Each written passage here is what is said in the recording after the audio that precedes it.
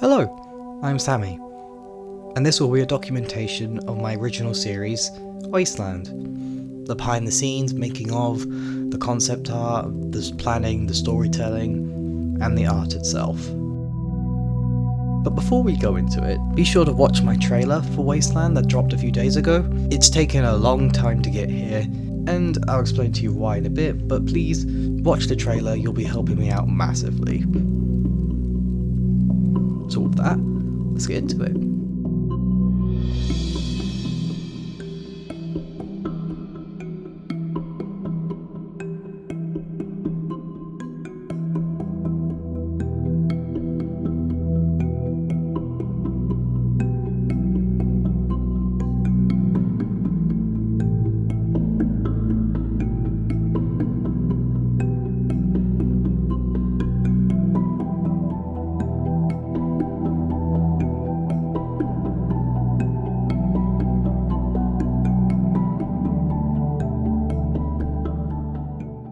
Now let's take it back to mid-2020.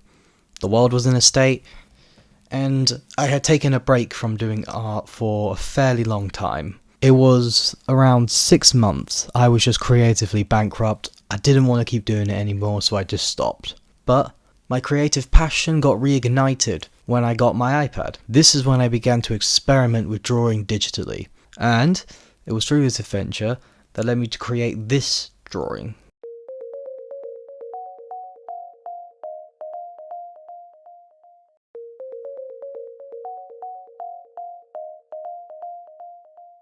A red creature with a blue face, green back, and monstrous features. I didn't know what this character would be, didn't even know this character would become a thing. I just saw the design, and I liked it. I, for the longest time, was just throwing stuff at the wall to see what sticked. I had no initial idea where this sketch would lead to. But then I discovered that I liked drawing in this style. And with my fascination and remembrance of this particular sketch growing, I wanted to see whether or not I could create a world for it, make sense of the madness, be it. Now, when it came to designing this creature, I took a bit of inspiration off the top of my head, with the anatomy of bats, skin of snakes, and proportion of most monsters I've seen in pop culture, with the split opening face being a nice little touch from myself. Immediately when I saw this finished design, I began to think futuristic, monsters from the future. How can I explain that in a story? So that's when the writing for Wasteland began. I came up with the title, Wasteland, and I pictured a post-apocalyptic future where people have been utterly wiped out. There was nothing but nature and desecration. I thought that could make an interesting story, but the problem was there was nothing really interesting to grab onto. Sure, it was a futuristic world, but how many times have we seen that already? There had to be something to keep this from being different. There had to be something from keeping this from being just the same thing before. So that's when I began to experiment with possible ideas, such as how could this post-apocalyptic world have come to fruition in the first place? And perhaps this story could take place at the start of that post-apocalyptic world. I began to write, throwing many different ideas at the wall, such as these were demons who came to take back the earth. These were creatures from the ocean that had begun to wreak havoc, or these were science experiments that just went wrong. Each one could have worked, but they didn't feel different enough. They didn't feel right considering the design of it. And it was when I made this drawing, another one, where everything started to click in terms of story. Because I had this drawing for a while, this design for a while.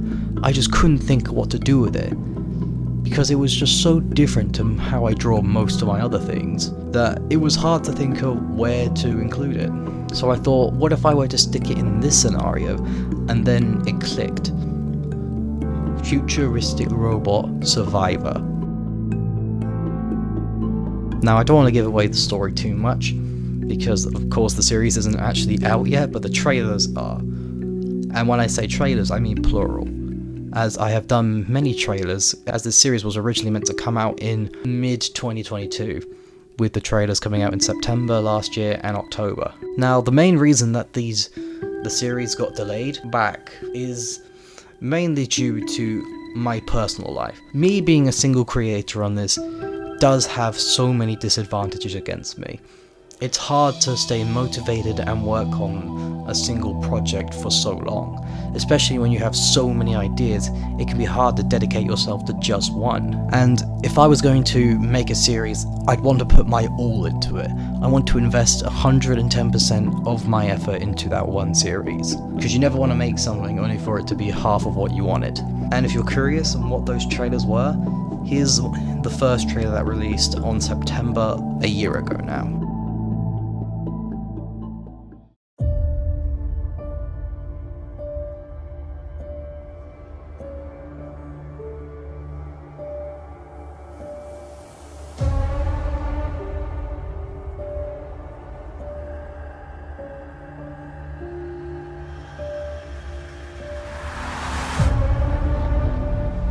This world, it was never meant for you.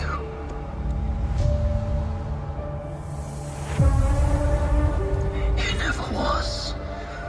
Not for me, and not for you.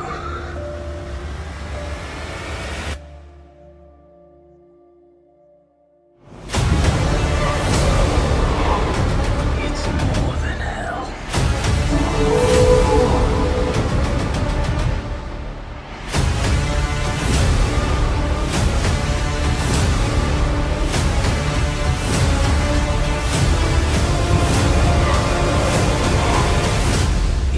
Wasteland. Now, as you can probably tell, that trailer isn't the best. It's not good edited. This was when I was starting to get into editing. Everything is a bit slow, it's sloppy a bit, everything is slightly blurry. This was one of my first attempts at editing properly, and I feel it shows. And considering how much better my newest trailer is, it just shows how far time will get you. Time and experience. Now, what you do see in that first trailer, though, is going to be used in the actual series itself. That was when I didn't really have any clear structure of how the series was gonna go, but I had a basic idea with the titles alongside it.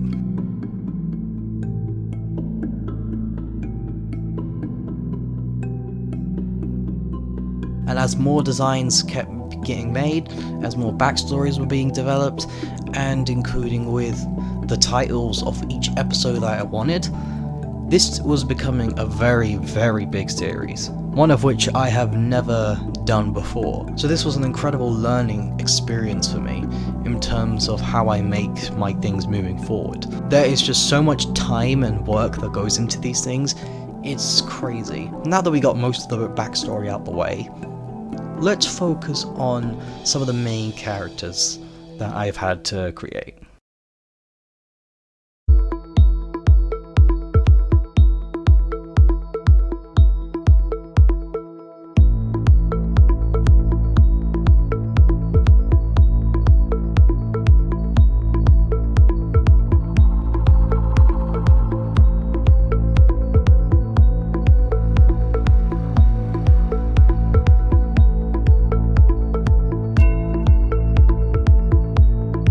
Now, the main crux of the series is our two main characters, Sparrow and Tread, two completely different characters who have come from different sides of society. One representative of impressionable youth, and another being an adult who has been dealt a bad hand in life. Two people from completely different sides of society ending up in the same spot, and having to work together to overcome the perjury that is what the world has become. Now, two polarizing main leads aren't something new, after all.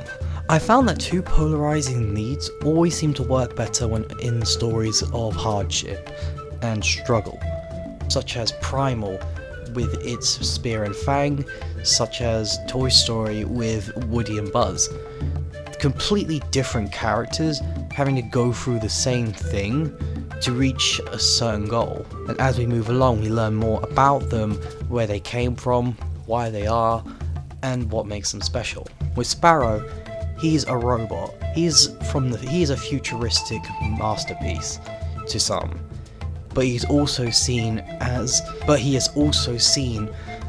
an allegory for the rich and hierarchy, with him being the first sentient robot ever invented, only for him to be thrown out once he's no longer special. Sparrow was always a character I have had for a long time, as I mentioned earlier. I just envisioned a robot that looks like a bird, wearing a red jumper, with a main weapon being a spade. And the main theme of this character is one of self-identity and worth. Can he be good enough to survive this world, and if he even really wants to survive this world anymore? A character who over the course of this journey will have to either mature or be destroyed. Now on the other side of the coin, we have Tread, a much more hardened individual who wears a mask that has a significant relevance to his character arc. And it's that mystery of why he wears that mask that will be hanging over your head as the series goes forward. A mystery that will be clued in as the series goes on, but you can only really figure out by pure guessing alone. There is a reason why he wears the mask, but it's just so much more impactful when you don't reveal it. So I'll leave you lot to guess why he wears his mask when the series starts coming out. Tread was probably the character who went through most changes when he was conceptualized, as originally he was going to be a mother who lost her child and wore the mask as a form of self-shame. But that story wasn't fitting with what was going on and what Tread was meant to be. So I swapped his gender and swapped his character completely to help reinvent him, because the idea of a mother who lost their child is relevant to another character who will appear later on. Essentially, I scrapped the old Tread to create a new one, and recycled his old components for another one.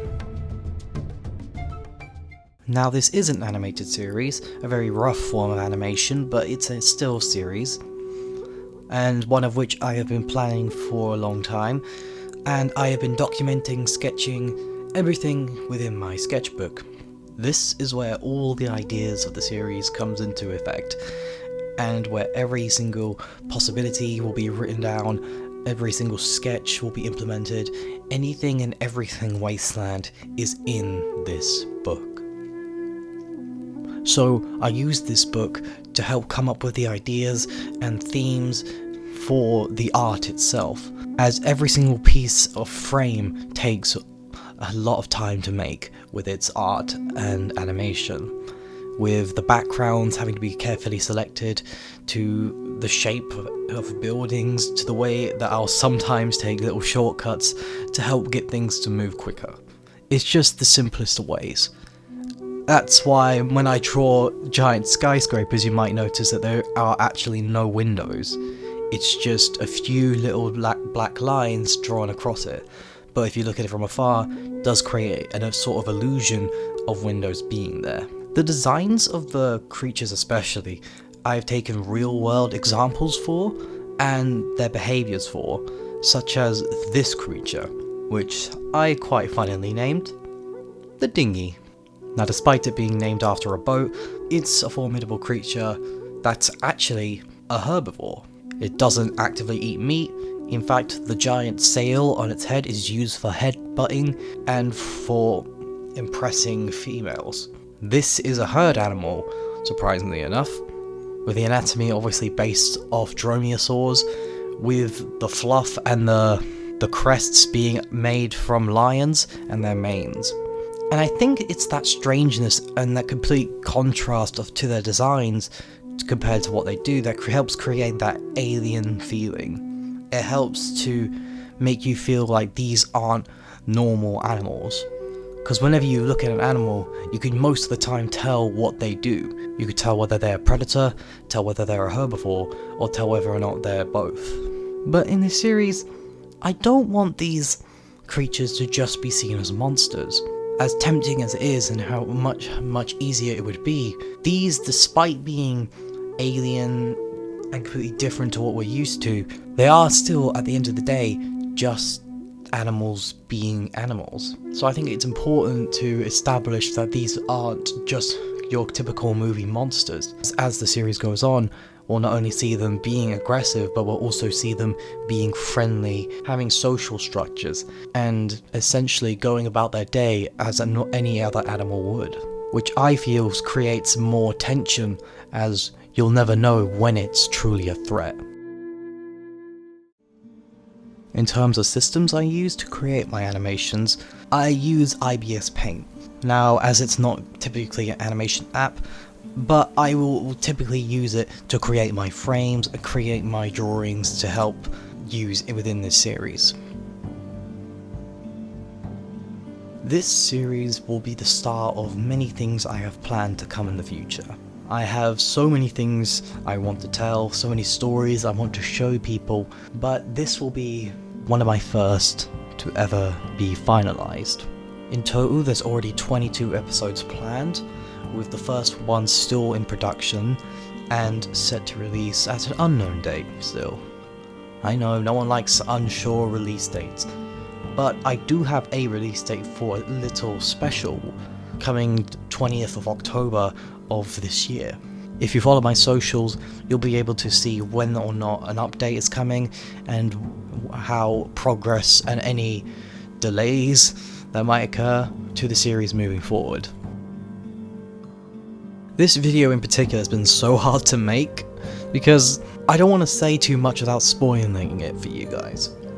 Because this series hopefully will be surprising and I hope it will be enjoyable for you lot. So if you want to see it, then check out the trailer in the description. Trust me, after watching it I hope you will have a want to see this. The series is going to be updated regularly soon, and it will be released onto my YouTube only, with clips being released on my socials.